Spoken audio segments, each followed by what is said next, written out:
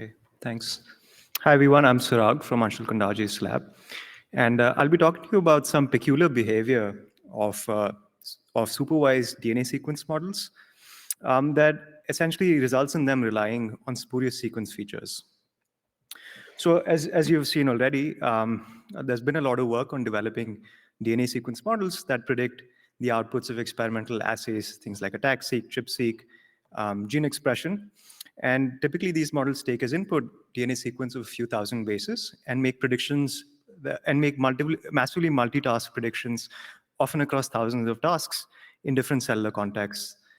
And more recently, there's been a push towards long-range models, and these models typically take as input sequence of on the order of 100,000 bases or so, and they output profiles of experimental readouts for each of these tasks and often models like Informer have on the order of 5,000 tasks. And in parallel, there's been a development of methods that allow us to, in some sense, open up these black boxes and try to quantify the importance of each base in the input sequence on the model's prediction. Right?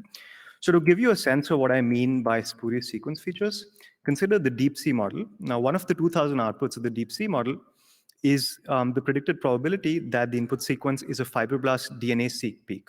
Right? And so consider this locus, which is a bona fide fibroblast enhancer. And you can see that the model's prediction for this peak is 0.91. So it's doing a good job at predicting that this region is a peak in fibroblasts. And when you interpret the sequence using DeepShep, you can see that the model highlights the AP1 motif, which, as Anshul also talked about, is a well-known activator transcription factor for fibroblasts, right? So all of this seems fine and kosher so far.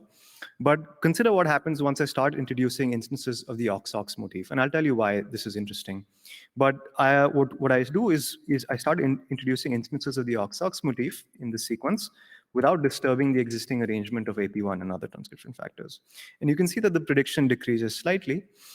And as I add more instances of the OX-OX motif on the flanks, you can see that the prediction starts dropping with each additional instance of the OX-OX motif, to the extent that once we add about 4 or 5 instances of the OX-OX motif, the prediction drops significantly. It's now close to 0.5, right? And if you zoom into the SHAP tracks, the deep SHAP tracks, the deep lift deep SHAP tracks, you can see that the model does indeed recognize the OX-OX motifs, and specifically it recognizes the OX-OX as a repressive motif that decreases chromatin accessibility in fibroblasts. Now, the issue here is that OCT4 and SOX2, these transcription factors that co-bind at the OX-OX heterodimer, are not expressed in fibroblasts, and there's no known repressive role for OX-OX in fibroblasts or any other cell type. And so clearly, the predictions of this model don't quite agree with what we know about the biology of fibroblasts. Instead, if you were to train a single task model, a convolutional network that only predicts the chromatin accessibility as measured by ATAC-seq in fibroblasts, could also do DNA-seq, and you repeat the same experiment, you'll see that the model actually does not respond to addition to the instances of OX-OX that I add on the flanks. And this kind of makes sense and agrees with the known biology. In fact, the models do not recognize the OX-OX motif, which makes sense because these transcription factors are not expressed in fibroblasts. And so this is not just a one-off case. If we look at Informer, which is about 5,000 outputs, and one of which is the DNA-seq track in fibroblasts, again, we look at the enhancer of interest, but just keep in mind that the prediction for Informer is about 100 kb long. So just zooming in to the same enhancer I was showing you before, you can see that, again, Informer correctly predicts that this locus is a peak in fibroblasts, is accessible in fibroblasts. But now if I start adding instances of the GRHL motif, not the OX-OX, the GRHL motif, you can see a similar pattern where the accessibility starts dropping. And as I add about 3 instances of the GRHL motif, the prediction is essentially halved. And adding 4 and 5 instances depletes the signal, a predicted signal at this locus. But again, GRHL 1, 2, and 3, these transcription factors are not expressed in fibroblasts. There's no known repressive role of GRHL in fibroblasts, and these are not identified by single task models. So we dubbed this phenomena feature leakage, and we try to think about what might be the underlying reasons behind feature leakage. And so we're able to come up with at least 2 independent reasons that cause these models to leak features, right? So as you might have guessed, the first is multitasking itself. And so consider the following experiment where we train a convolutional neural network to predict attack-seq or DNA signal across encode experiments, across 1,700 encode experiments. But in addition to these 1,739 tasks, we had an extra task, a synthetic task, and a very simple task, which is just to count the number of AP1 elements in the sequence.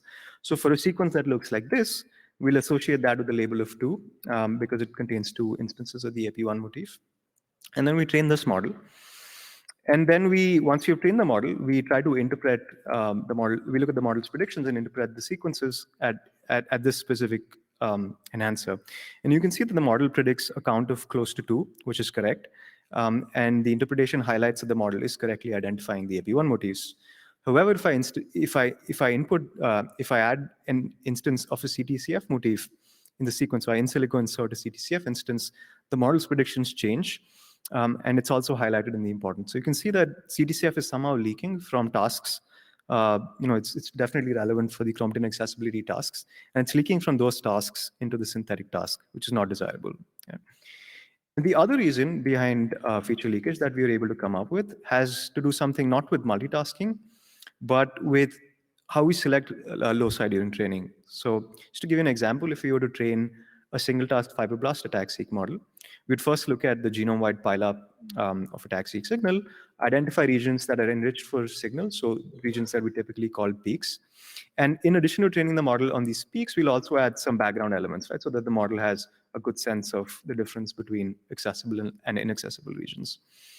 And typically what you do is probably randomly subselect regions that are not peaks, or you could also, in some cases, train genome-wide, right? So that's what's typically done. There's often cases that come up, especially in single-cell analysis, where you have a bunch of cell types of interest. So in this case, let's assume we're interested in fibroblasts and iPSCs, and we want to train models for fibroblasts and iPSCs. And so often what people might do is, instead of using this random negative selection strategy, we can end up using the union of peaks across all cell types.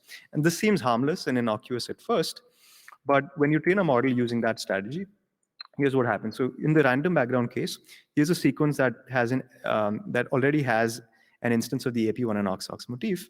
When a model is trained with the random background regions, you can see that it only responds to the AP1 motif, which aligns with what we know about fibroblast biology.